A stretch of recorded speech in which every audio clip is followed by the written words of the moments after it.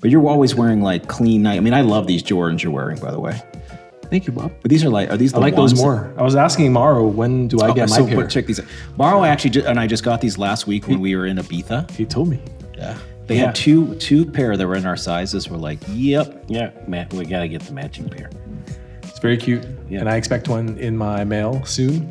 We can't give you things anymore. You cannot. That's right. I want to know, how did you decide that I'm going to leave this private practice where you are excelling, doing so well. You're on the board here at Cal, we're in Vegas, you're in leadership, and at one point you're just like, fuck it. And everybody told you not to do it. It's like, they're like, oh, Derek, you can't run. You will not win. You better not do it. Look, I think there was like a realization from a lot of folks that, hey, this is your first run and you want to run for Congress. How dare you? That's pretty ambitious and crazy. You know, I just grew up with this deep appreciation for this country. Well, my parents were refugees from Vietnam. You know, when we got here, my family was on food stamps and WIC and Section 8 housing. And, you know, that's the childhood I knew. And I knew who provided that for me, and that was the government. So I enlisted when I was 18, not knowing anything about the military, right? Just wanted to serve, wanted to give back. And I fell in love with service. I truly did, because after my military service and I was working, I always found time to do service projects, whether as a Kiwanian or Rotarian, that brought me joy. So I always knew there was a path for me to run for some type of office. I just didn't think it was this specific office. Because I always watch all those shows. Like, I'm addicted to those political shows, and West Wing, and like even Veep, where they're trying to negotiate different parts of the bill. And like, oh, if we take out this, we'll put in this. Can we have your vote? Is that what it's like, man? Kind of. Wow. You know, I would say DC's more like Veep than it is West Wing. You're in Washington. Do you feel like it's surreal right now? 7 months into being in office, there are moments that it hits me when I'm in the Capitol and I'm walking around like, holy crap. Like, how did a son of immigrants get here?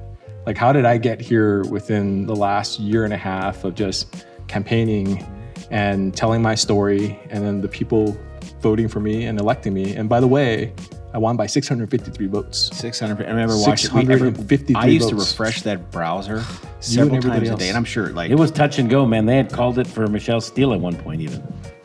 And what's wild is her husband is a personal injury lawyer, and then they were sending ads demonizing you for helping injured folks. Crazy. And telling them wild stories. Oh my God, man. Making shit up. Yeah, didn't they send like a letter from like the Communist Party or something out and like put your name on it or something? Yeah, they claimed that I was like associated with the Communist Party. I mean, it was insane. It was the dirtiest politics like I've ever heard of and experienced, right? Both of my brothers live in your congressional district, and it was so cool to go through that neighborhood and see a lot of Tran signs. My brother's yards and the corner yards, like stuff. It's like, holy fuck, they know Derek, and it was cool because they don't live in a very liberal part of California. At all. It's like, holy shit, like this is real. And everybody said, Derek, got a chance. And we're like, fuck him, man, this is our friend. Like, he's a good human being. We're gonna support him. All of us were talking and chatting on the side. It was like, this is fucking crazy. Derek's gonna win. Fucking Derek's gonna win. Yeah. But a good humans should not win in today's world. It's just whoever has the most money. You did not come in with the most money at all. I did not. We were outspent. But look, I've always been about putting my head down and grinding. And that's just who I am. I think so many of us are who do plaintiff's work. The one thing I hate the most is when people tell me I can't do shit. When they tell me I can't do it, I want it even more. Right? And that's what I did. 653 votes, $46+ million. We got a congressional seat.